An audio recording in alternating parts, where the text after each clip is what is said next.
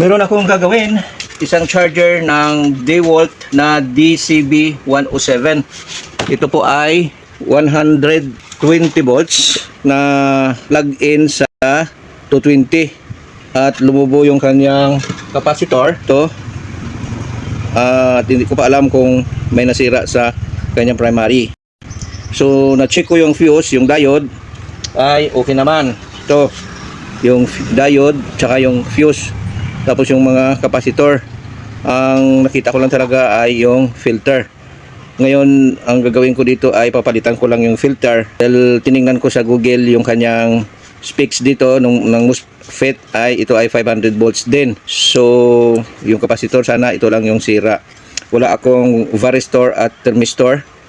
Kaya wala akong mailagay na dito sa kanyang EC na para sa kanyang tinatawag natin na protection sa power source o biglaang pagtaas ng kuryente.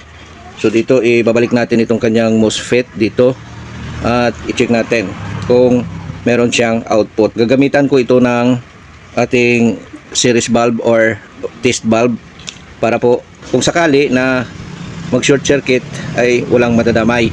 Okay, so yan po yung ating gagawin dito sa ating repair. I-convert ko na ito sa 220 dahil ito ay 120. Ilalagay na natin siya dito. So ito yung capacitor. Tingnan natin kung kakasya dito. Yan, lagyan natin ng insulator.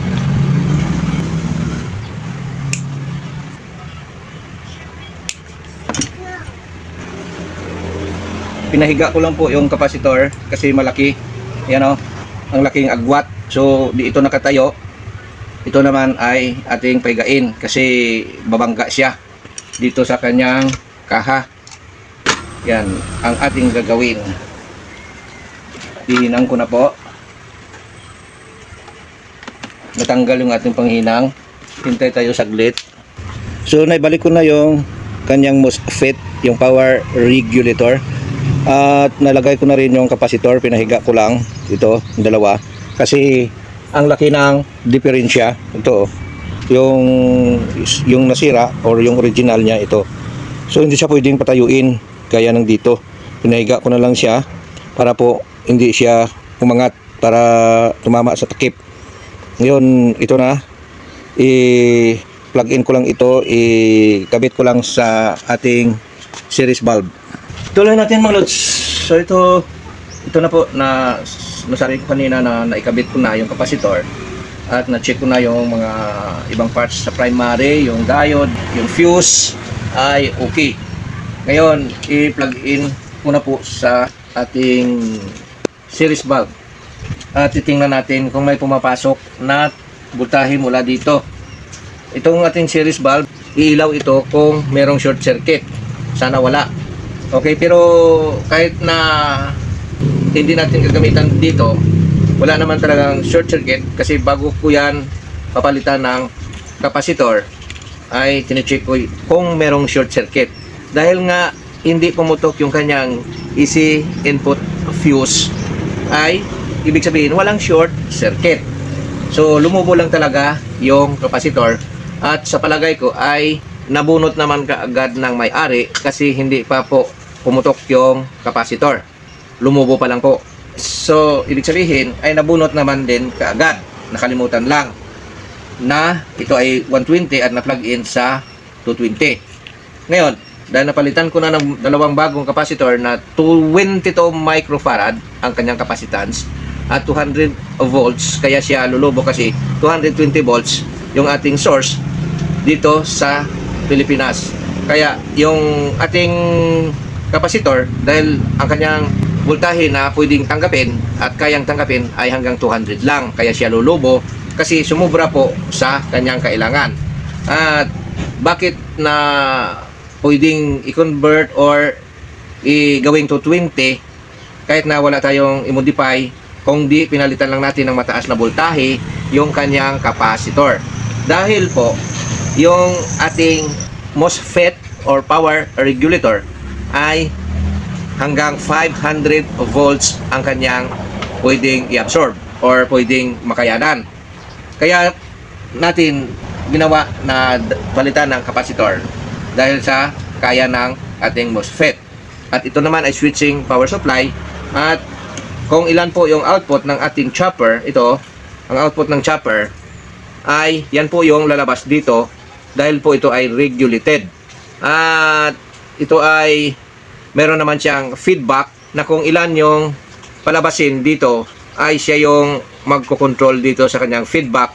Itong dalawang puto coupling or optocoupler dito, kasi papasok yung voltahe mula sa source papunta dito sa regulator na MOSFET at magsuswitch itong maliit na IC at lalabas yung voltahe dito sa secondary. Ito yung dalawang kapasitor. Ngayon yung dalawang kapasitor na yan, dyan tayo magti-check kung merong output. Ibig sabihin po merong or nagsuswitch na yung ating primary. Okay, pero para safety at hindi dadami yung sira, kung sakali gagamitan ko siya ng safety na ating bulb. Okay, yung series bulb natin. Ngayon, dito yung capacitor sa secondary, meron po tayong 25 volts. Ang kanyang battery ay hanggang sa ito, 20 volts ang kanyang maximum na voltahe. Ito, max. Okay. At dito ay sabihin na natin kung ano yung pinagkaiba. Itong original na charger, maraming pin ang kanyang output ito. Ayan. So, meron diyang control or balancer sa bawat baterya. So, yan yung kahalagahan ng itong kanyang original. At lahat po ng pin may connection. Ibig sabihin po, bawat pin may function dito sa ating battery. Ito, yan o. Yan, sa 2, 3, 4, 5. So, sa 5 pin, meron po siyang function sa bawat pin. Ngayon, kinumpara ko po dito sa kanyang replacement na charger. Kung makikita nyo, yan o, 2 lang yung kanyang wiring, negative at positive lang, at yung 3 sa gitna ay wala. At nung i-plug in ko po at na-check ko, yung voltahe na lalabas hanggang 12 point something lang po. So hindi niya makakargahan kasi kanina na-check ko ito, 13 volts lang po yung nandito na supply or 12.2 ang nandito, hindi ko lang naipakita.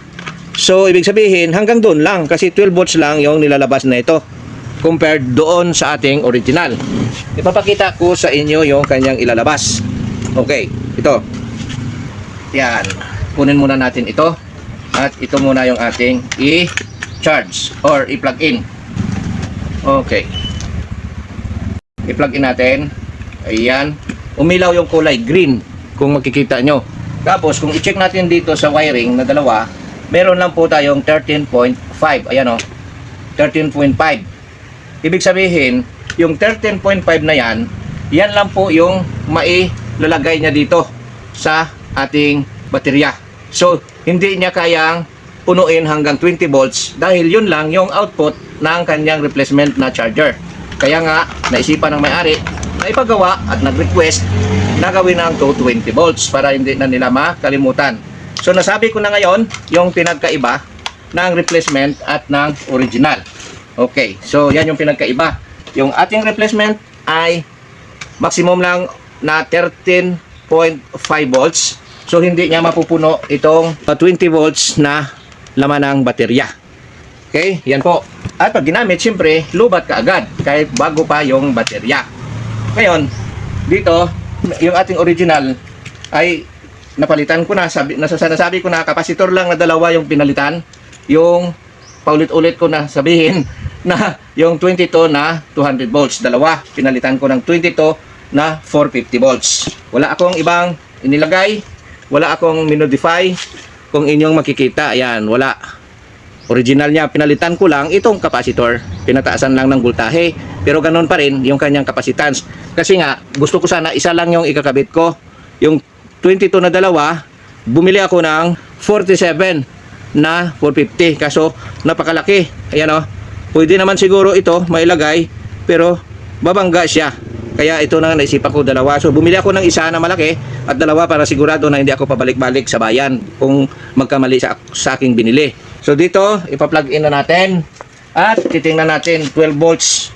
Ito naman, ang charger pala ay merong level na 12 hanggang 20 or 12 hanggang 20 voltahe. Yan po yung kanyang capacity or specs dito. Okay, pasensya na at hindi ako gaano magaling sa pagpapaliwanag. Ngayon, dito ipa-plug in natin dahil ito ay kapasitor lang ang pinalit. Iwas disgrasya ako sa aking ginagawa, kaya gagamit muna ako ng series bulb. Okay, plug in na natin. Kung merong 300 volts dito sa main filter na pinalitan ko.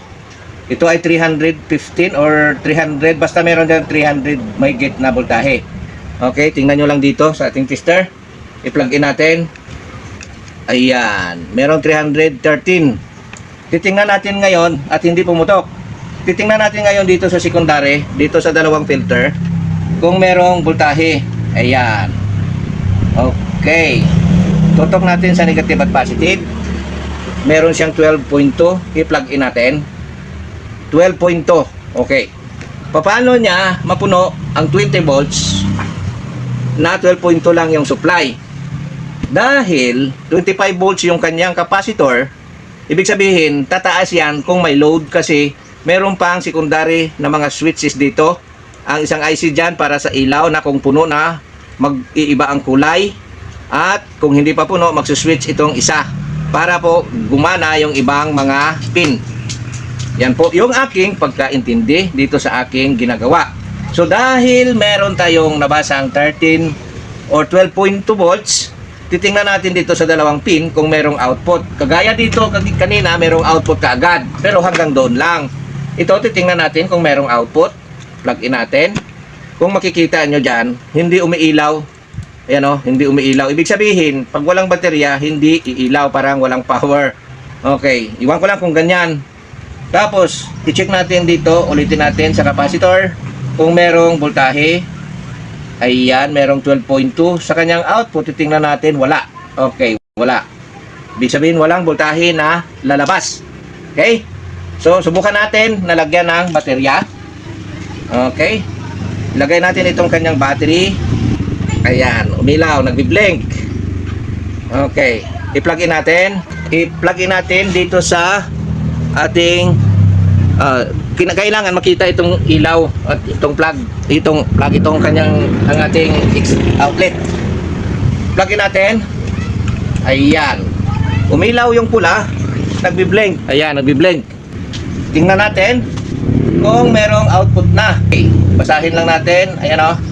Oh, merong 15. Oh, umaakyat siya. Oh, di ba? Nakikita nyo ba? Umaakyat oh. Ayan. 15.3.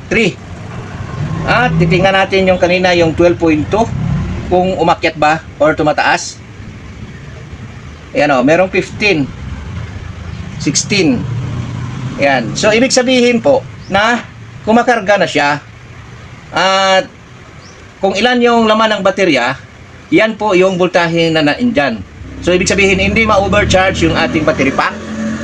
Iba talaga kung original kasi ginawa ng factory para po sa kanilang set na gamit para protektado yung battery.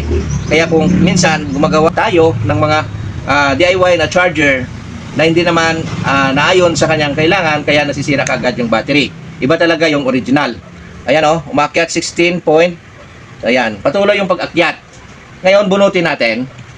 Tingnan natin ngayon kung yung battery ay merong voltahe na at kapain natin, hindi naman umiinit. Tapos, tingnan natin yung battery kung 16 volts nga yung kanina. Okay? Ayan o, meron 15.8. Okay? So, dahil hindi pa siya na full charge, hindi natin maiwasan or hindi, na bumababa siya. Nagdi-discharge kasi hindi pa full pack or hindi pa na full charge. So, ganyan talaga. Ang mahalaga, yung 13.5 kanina ay umakyat na siya. Naging 15.8. Ngayon, ituloy ko lang ito. I-charge ko lang muna. Hindi ko pa tatakpan kasi obserbahan ko hanggang sa mapuno. Pwede naman ito takpan. At yung aking ginawa na dinaan sa series bulb para protection lang po na hindi masira. O kung masira, hindi dadami. Yung supply ng ating outlet, yan po ay 200 Baka sabihin nyo na 110 ha. Ayan o. Naka-AC tayo. 229. Kita ba? Ayan. 229 volts. Dito natin pina-plug in yan. Ayan o. Ayan. Diba? So, walang ilaw kung hindi nakalagay ang battery. Parang hindi gumagana, di ba?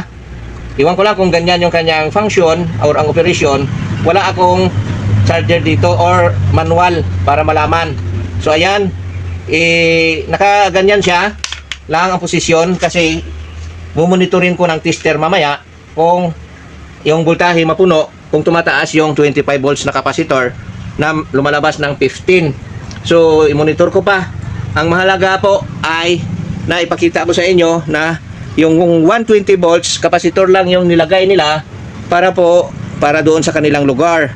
Pero dito sa atin, capacitor lang din yung pinalit ko na dalawa para po ma-plug in sa 220. Ngayon, 230 yung voltahe na yan. Makikita nyo 230. So i-plug in natin dito sa 230. Ayan, umilaw siya. Ayan o, di ba? So, ibig sabihin na yung ating supply na 220 at 230 nagiging 204 dahil merong current drop mula dito sa ating bulb. Okay. Ngayon, para mawala yung duda ninyo sa akin na hindi pumutok, hindi sumabog, hindi nasunog kasi ginamitan ko ng series bulb. Ngayon, ito yung ating outlet. Kunin natin. Okay. Ayan. Ito yung aking outlet. At yan po yung gumagamit tayo ng ilaw. Bunutin natin. Ayan o. Sa ilaw. Sa 220. Ayan. Ito ay easy na. Ayan o, 230. Tapos, nalagay na natin sa 220. At nailipat na natin dito sa diretso. Ngayon, i-plug in natin dito sa 220. Ayan. O, di ba? Ngayon, para malaman nyo na 220 yung pumasok mula dito sa plug. Okay? Susukatin natin dito sa AC. Okay, ayan. 230, di ba? So, ibig sabihin ito ay 230 din. O, tapos yung voltahe sa secondary, dahil lumaakyat, tingnan natin. Ayan, 16.4 at 16.5. So umakyat.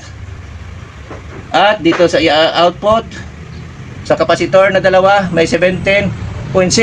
Ayan o, 17.6. Tingnan natin dito 16 ohms, 16.6. Dito sa secondary filter 17.1. So ayan, naka 220 na ako. At natin muna, kapain ko kung mainit. Wala, normal, ayan o. O, diba? So, ibig sabihin, walang peligro kasi hindi mainit yung ating regulator, yung ating MOSFET. So, sure na ako kahit wala akong varistor at saka thermistor na nilagay, sabihan ko na lang sa may-ari na bunutin lang ito sa plug kung hindi ginagamit. Okay, yan lang po yung aking paraan. Sana po ay makatulong ito yung ating ginagawa. So finally, ipapakita ko sa inyo yung aking ginawa. Okay, so dito muna tayo. Ilapit natin kasi malayo yon kanina. Ito. Ayan, yung na-check ko dyan, yung mga diode, goods. Yung kanyang easy fuse, goods. Yun o, yun, ito siya. Ayan, na-check ko yung diode bago ko pinalitan ng capacitor. Nag-check ako ng MOSFET at saka yung mga fusible dyan, yung mga 00, nag-check ako. At itong kanyang switching, nag-check ako kung may short circuit, wala. So pinag-check ko yan. Yung mga ceramic, yung SMD capacitor, na-check ko yan, wala, good. Nag-check ako sa secondary bago ko na bilhan ng pisa at wala din akong nakitang short. Kaya ako pinalitan ng capacitor. At ngayon, napalitan ko na ng capacitor at na-plug in na natin. So, yung sinasabi ko kanina na meron siyang feedback ito, kung ilan yung lalabas dito sa secondary, sa chopper, ito, yung chopper niya, kung ilan yung lalabas dyan at madadaan sa rectifier diode sa secondary, dahil easy pa yung nilalabas dito, pupunta dito sa filter At yan yung sinukat natin kanina na umabot ng 17, na kung saan nung hindi pa naikabit yung battery ay meron lang tayong 12.5 dito or 12.2, or sabihin na natin na 13 din. Okay, yan yung supply dyan. So hindi lalabas ang supply kung walang laman na battery. So nilagyan natin ng battery, nagkaroon ng voltahe na mataas at pataas ng pataas ng pataas. So yung sinasabi ko kanina ng filter, ayan, na ipinakita ko naman sa inyo kanina, na merong 17, hindi lang makita, ayan o, yan, 25 volts po yan, hindi lang makita, pero yan po yung kapasitor. Yan, okay. Yan na po yung pag-convert ko. Wala naman akong ginawa na iba, hindi ko pinalitan ng kung ano-ano. Kapasitor lang talaga yung pinalit ko dito sa ating charger na DeWalt DCB 107, 12 volts hanggang 20 volts. Okay, so yan na po. Sana makatulong itong aking video. Maraming salamat. At kung hindi ka pa nakasubscribe, subscribe na po. Pahit ng notification bell, piliin ng all para maging updated ka sa mga videong aking i-upload. At sa lahat po na sumusuporta sa akin, shoutout sa inyo at maraming salamat. Hanggang sa muli, bye-bye!